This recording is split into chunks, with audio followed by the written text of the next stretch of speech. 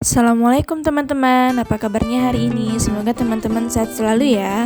Hari ini kita akan belajar IPA teman-teman. Sebelum belajar kita berdoa dulu ya. Bismillahirrahmanirrahim. Rabbishrahli sadri wa yassirli amri wahlul 'uqdatam min lisani yafqahu qawli. Amin. Nah, sebelumnya kita sudah mempelajari tentang indera pendengaran, tentang bagian-bagian telinga, cara merawat telinga, cara kerja telinga, fungsi telinga, dan penyakit yang terjadi pada telinga. Nah, semoga teman-teman paham, masih ingat ya dengan pembelajaran sebelumnya. Nah, teman-teman, hari ini kita akan mempelajari tentang penyerapan bunyi dan pemantulan pada bunyi. Silakan disimak ya, teman-teman. Penyerapan bunyi. Bunyi dapat diserap apabila mengenai benda yang permukaannya lunak. Benda yang demikian disebut dengan peredam bunyi. Contoh peredam bunyi adalah ada karpet, goni, kertas, kain, busa, dan wol. Dinding dan langit-langit gedung bioskop, gedung pertemuan, dan studio rekaman dilapisi dengan peredam bunyi supaya tidak terjadi gaung atau kerdam, teman-teman. Pemantulan bunyi. Sebuah kelereng yang kita lempar ke dinding yang keras akan mengalami pemantulan.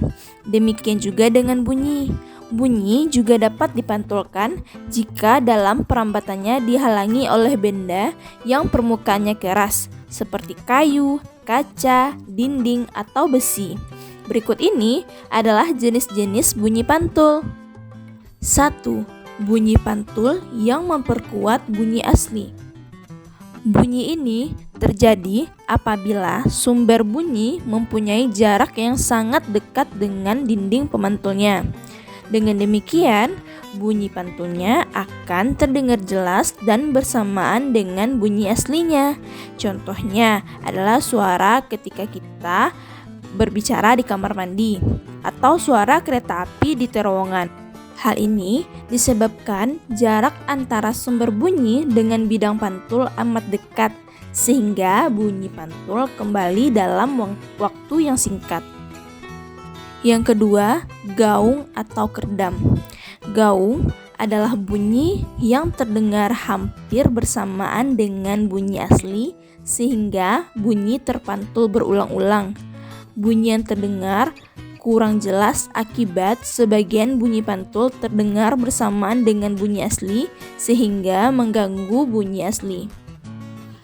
Contohnya adalah pemantulan bunyi yang terjadi dalam gedung bioskop. Untuk menghindari terjadinya gaung atau kerdam ini, maka dinding di dalam gedung bioskop tersebut dilapisi oleh bahan-bahan yang lunak atau peredam bunyi.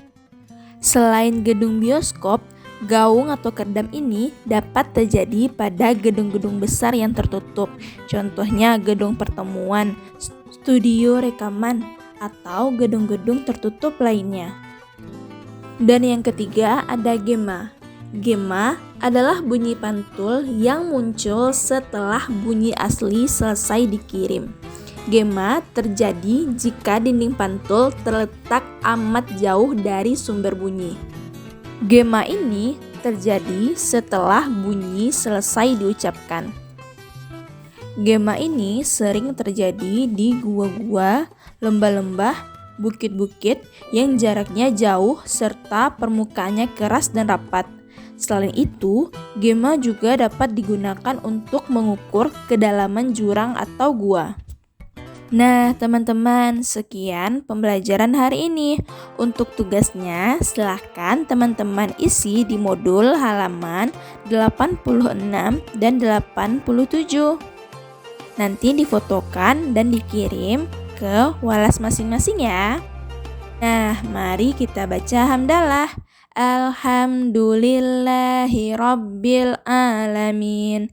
Doa sesudah belajar.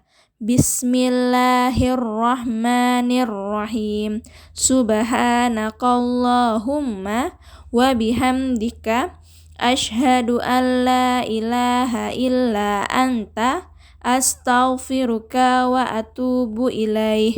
Wassalamualaikum warahmatullahi wabarakatuh.